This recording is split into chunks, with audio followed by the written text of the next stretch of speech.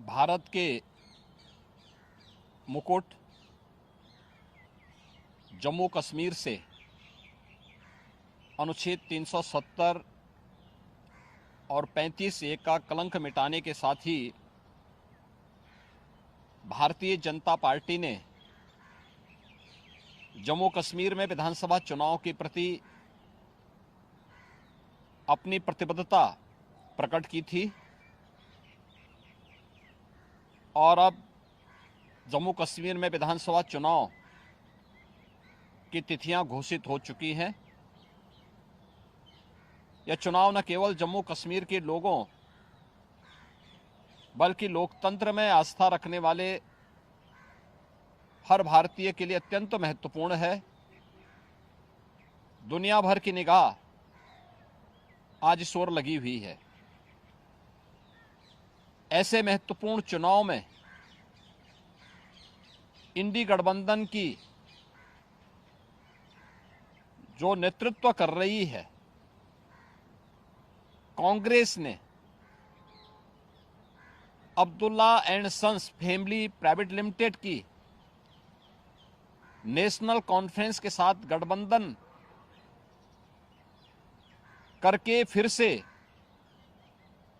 अपने राष्ट्र विरोधी मंसूबों को देश के सामने रख दिया है।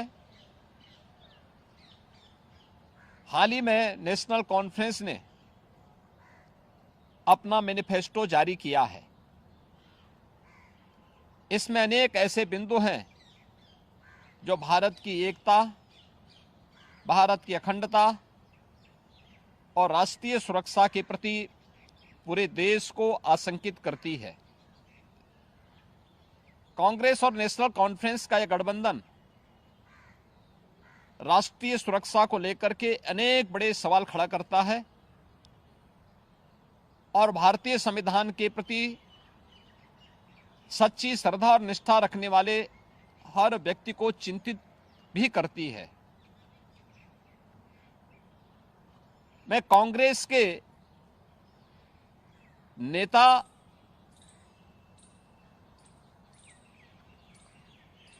श्री राहुल गांधी से पूछना चाहता हूं कि क्या कांग्रेस नेशनल कॉन्फ्रेंस के जम्मू कश्मीर में फिर से अलग झंडे की घोषणा का समर्थन करती है? क्या राहुल गांधी और कांग्रेस पार्टी धारा 370 और आर्टिकल 35(a) को वापस लाकर जम्मू कश्मीर को फिर से अशांति और आतंकवाद के युग में धकेलने के जम्मू कश्मीर नेशनल कॉन्फ्रेंस के घोषणा का समर्थन करती है? क्या कांग्रेस जम्मू कश्मीर के युवाओं के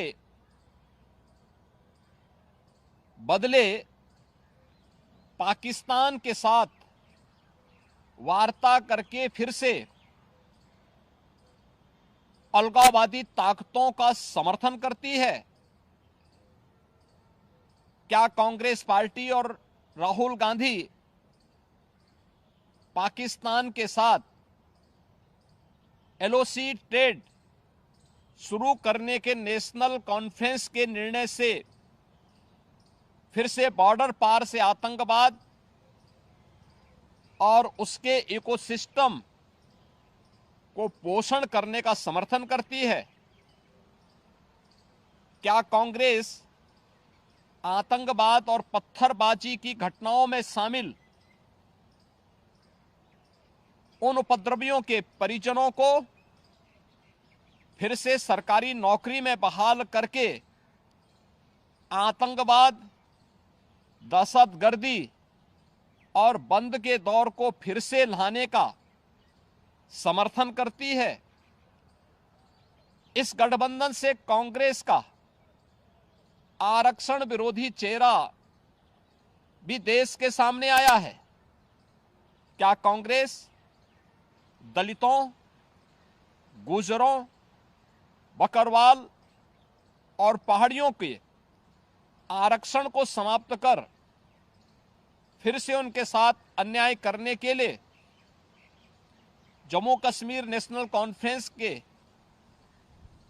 वायदे का समर्थन करती है? क्या कांग्रेस चाहती है कि शंकराचार्य पर्वत, तख्त सुलेमान और हरि पर्वत कोहे मारन के नाम से जाने जाएं? क्या कांग्रेस जम्मू कश्मीर की अर्थव्यवस्था को एक बार फिर से भ्रष्टाचार की आग में झोंककर पाकिस्तान समर्थित गिने चुने परिवारों के हाथों में सौंपने का समर्थन करती है? क्या Congress party Jammu Kashmir national Conference के जम्मू और घाटी के बीच भेदभाव की राजनीति का समर्थन करती है? क्या कांग्रेस और राहुल गांधी कश्मीर को ऑटोनॉमी देने की जम्मू कश्मीर नेशनल कॉन्फ्रेंस की विभाजनकारी नीतियों का समर्थन करती है? आजादी के बाद जम्मू कश्मीर के लोगों के ये कथित स्वयंभू भाग्य विधाता बन बैठे नेताओं को गुमराह कर नौजवानों को अलगाववादी साजिश का मोहरा जिन लोगों ने बनाया था, उनके हाथों में पत्थर और AK-47 इन लोगों ने पकड़ाई थी। आज आदरणीय प्रधानमंत्री जी के नेतृत्व में जब जम्मू कश्मीर के नौजवानों के हाथों में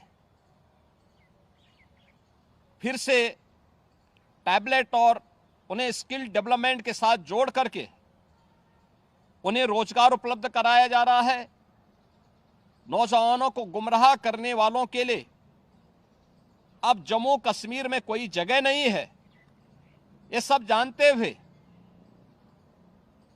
जो सपना सरदेव अटल जी ने देखा था जम्मू कश्मीर के लिए, इंसानियत, जमहूरियत और कश्मीरियत का,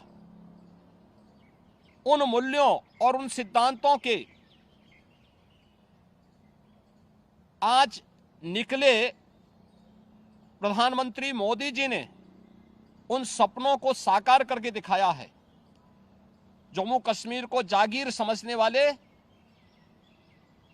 पाकिस्तान परस्त ठेकेदार और वहां की कथित लीडरशिप ने कभी सोचा नहीं कि नफरत की फसल काटने वाली उनकी सियासी जमीन सदा के लिए अब बंजर हो चुकी है। कोई ऐसी सरकार भी आएगी जो अनुच्छेद 370 को समाप्त करेगी, यह इन लोगों को आज हजम नहीं हो रहा है। अनुच्छेद 370 की समाप्ति के बाद जम्मू कश्मीर की आबो हवा बदल चुकी है, मुद्दे बदल चुके हैं। आतंकवाद और अलगाववाद का मुद्दा चुनाव की धारा में सदा के लिए विलीन हो चुका है। अब वहां विकास, रोजगार और पहचान की बात हो रही है, तो स्वाभाविक रूप से वोट के इन सौदागरों को कैसे अच्छा लग सकता है। और कांग्रेस का यह दुरभिसंधि कांग्रेस से इन प्रश्नों को पूछने के लिए हमें मजबूर करता है। और इसीलिए मैं कांग्रेस के नेता से, राहुल गांधी से पूछना चाहूंगा कि वह देश के सामने इन प्रश्नों का जवाब दें।